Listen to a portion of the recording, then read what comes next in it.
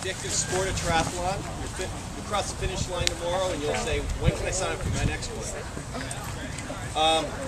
My name's Scott Baldwin and I'm from Team Fexy, which is based in, it's a triathlon team based in Northern Virginia, specifically Reston. We actually have athletes around the country that race for us. We're amateur, we do it all for fun. We just like to train hard, race hard, and socialize hard, I will say. A couple of my other teammates are around who can ask questions, answer any questions you have. Transitions are an important part of the race, believe it or not. It's all gain and no pain, okay? It's part of the total time, so it's important to know how to do them quickly. It's something we actually practice over and over, not quite as much as swim, bike, and run, but we actually do practice transitions. I want to introduce my model athletes here. The gentleman is my son. He's got about 30 races under his belt for triathlon.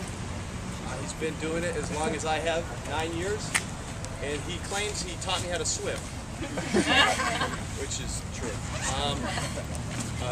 The other volunteer here that I had is Lisa Albrecht. She's a long-distance triathlete, a number of years under her belt, and she's training this year for Eagleman, which is next weekend, and Ironman Louisville. So they both set up their transition areas. Basically what you're trying to do when you get to the race course, you want to set up your bike as close to the exit of the bike as possible. So tomorrow when you get here, you're going to come in from the pool in that up there. You're going to come to your bike and you're going to exit with your bike out this way. Do we have any choice? I thought that's allocating space. Yeah, okay, so as close as you're allowed to. So if you have a particular rack that you have your rack on, you want to park your bike as close to the exit as possible. Why? Because you want to run with your bike the least amount of time as possible. So if you only have this rack to work with, if you're way down here, sure, it's only 10 yards, but you've got to deal with all the people that are in your way, the bikes, the equipment that are in your way. So you want to be as close as you can as possible. So it's good to get here a couple hours early, set up your transition, and go take a nap in your car or take a nap under a tree or something. You want to pick the closest place you can to the bike exit or the bike entrance. So again, you're running your bike in the least amount of time so you can run out of the transition once you get your running shoes on.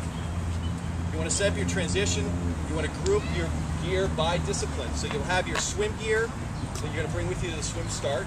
So here it will be goggles, maybe swim cap, maybe wetsuit. You want to have your bike gear grouped together so you can either have your helmet on the bike or on your bike shoes, and then your bike shoes, any socks, sunglasses, bike nutrition together. And then you want to have your run gear together, so maybe a visor, a hat, your race belt with your number on it, and your running shoes. What else?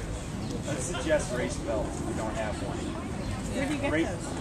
Our friends at Bonsai have them for sale. You just put your number right on them. You just clip it on when you get off the bike. A race belt is an easy way to pin your number on. You don't have to pin it on. You can clip it on when you come out of the water.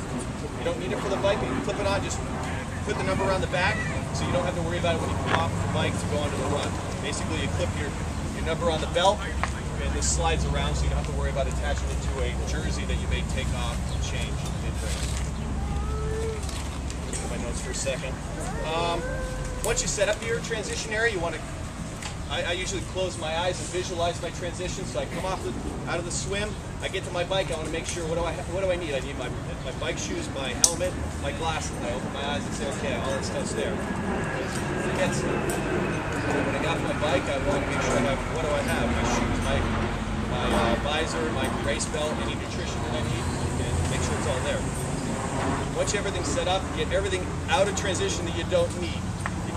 Take your transition bag out of the way, take your warm-up gear out of the way, so you just have what you need for the race at your bike. Do you know tomorrow we're going to be able to put that stuff over on the side? I usually just tuck it in right behind the fence. And they're fine with that? It's fine, you're just up along the fence. As long as it's out of the way. Did everybody hear that question? Are you going to be able to stow your gear somewhere? You should be able to just stow it up against the fence or give it to a family member. But I really try to get it out of the way because it's a mess. So like, just stick it up along the fence on the grass.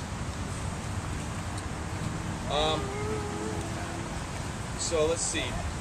Is wetsuits tomorrow? No wetsuits. Okay.